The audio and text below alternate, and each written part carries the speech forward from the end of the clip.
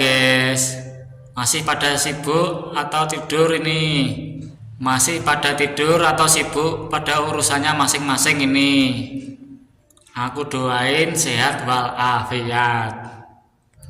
Di video kali ini, Penguasa Hitam akan membahas spoiler Battle Through the Heaven Season 5 episode ke-109.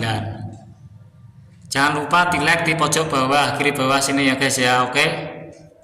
Melanjutkan cerita kemarin, yang dimana Soyen telah membantu Liu Jing dan klan Liu untuk memenangkan hak pengelolaan lubang cacing di kota Tianhua, karena menjadi alkemis terkuat yang diundang oleh dua klan.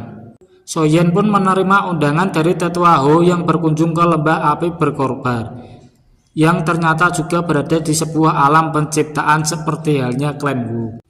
Dengan begitu, Soyen pun berkesempatan untuk menjajal peruntukannya dalam mendapatkan versi lengkap teknik perubahan tiga api misterius, sekaligus juga OTW bertemu dengan kepala lembah yang merupakan pemilik api surgawi 9 naga petir. Bagaimana keseruan ceritanya? Langsung aja kita gaspol. Tidak khawatir karena meskipun tidak terpilih, lembah api berkorban mereka masih akan menyiapkan kado besar. Soyen semakin mengerutkan alisnya resah. Karena apabila tidak dipilih, maka hal itu pun turut mengartikan bahwa kesempatannya mendapatkan perubahan tiga api misterius secara lengkap akan tinggal kenangan.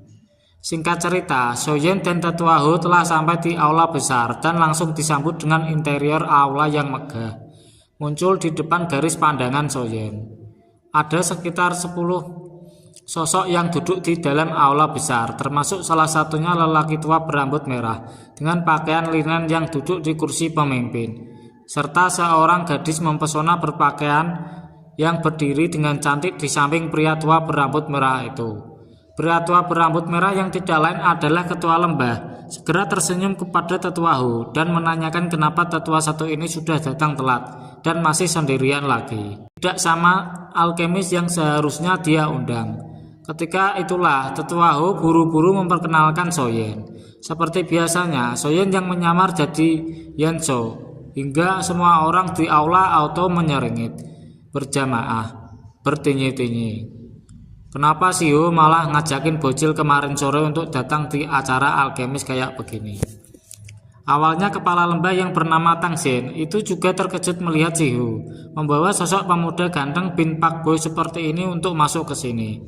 Namun kemudian keterkejutan di matanya sekali lagi memadat dan segera menunjukkan raut penghormatan saat menyadari bahwa pemuda ganteng bin Pak Boy ini adalah seorang elit dosong. Pujian yang dilontarkan Tang Xin jelas membuat seisi aula meledak dalam kebingungan. Tidak terkecuali gadis cantik di sisinya yang langsung menatap Soyen tidak percaya. Gadis yang juga merupakan tuan putri dari lembah api iblis yang bernama Tang Huo'er sebenarnya merupakan generasi muda paling menonjol di lembah api berkorban. Baru tahu betapa sulitnya mencapai ranah dosong dan agak takjub juga melihat Soyen yang tampak lebih muda darinya itu sudah berhasil melewati kesulitan itu. Di sisi lain, Soyen juga tampak takjub melihat kekuatan Tang Xin, meskipun ketua lembah itu menyembunyikan auranya. Dengan persepsi spiritual Soyen yang kuat, dia berhasil menangkap jika kekuatan Tang Xin ini sebenarnya lebih tinggi daripada Le Junzi. Ketika seorang alkemis tua yang disebut dengan Master Mu menanyakan apakah Soyen benar-benar bisa bermain api-apian atau sekedar ikut kelas masak Master Chef. Tang Xin yang menghina Soyen seperti ini tidak mengetahui bahwa Soyen sebenarnya adalah Master Chef tingkat 7.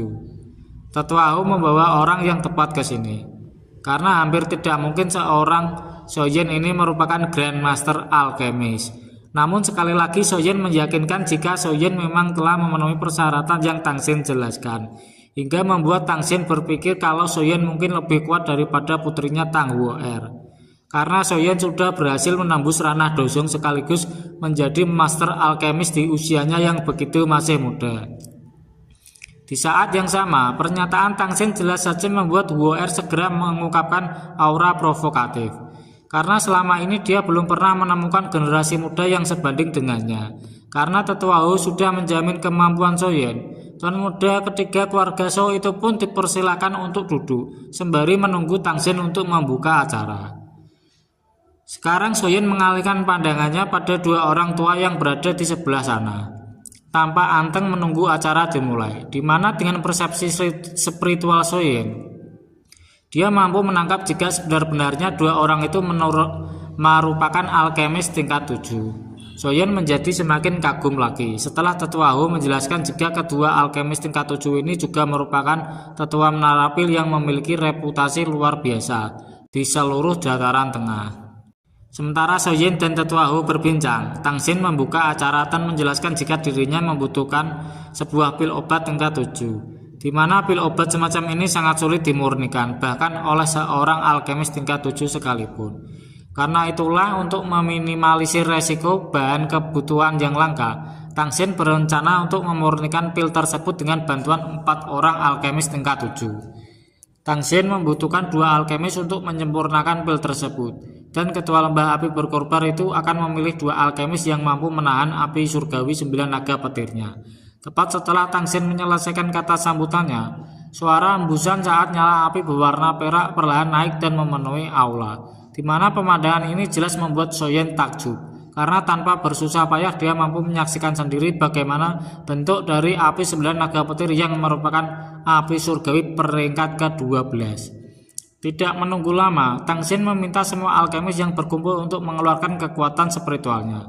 Dan siapapun yang bisa menahan pembakaran dari api 9 naga petirnya dan menahan tangan api 9 naga petir selama 10 menit, maka orang tersebut akan langsung dipersilakan untuk masuk dalam jajaran alkemis yang dikontrak.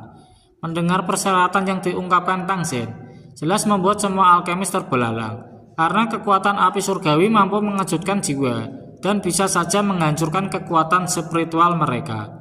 Melihat kekhawatiran para alkemis, Tang Xin pun berusaha menenangkan dan menjamin bahwa dia tidak akan melukai siapapun.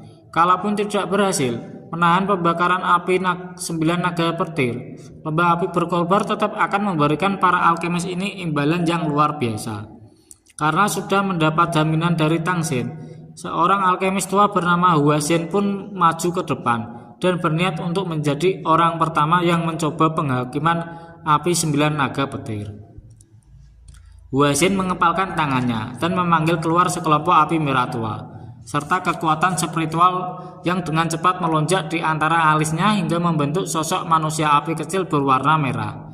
Soyen tahu jika api Hua Xin seharusnya merupakan api binatang, sehingga tidak mungkin sanggup menahan pembakaran api surgawi. Dan benar saja apa yang dipikirkan Soyen. Manusia api baru saja bersentuhan dengan api 9 naga petir.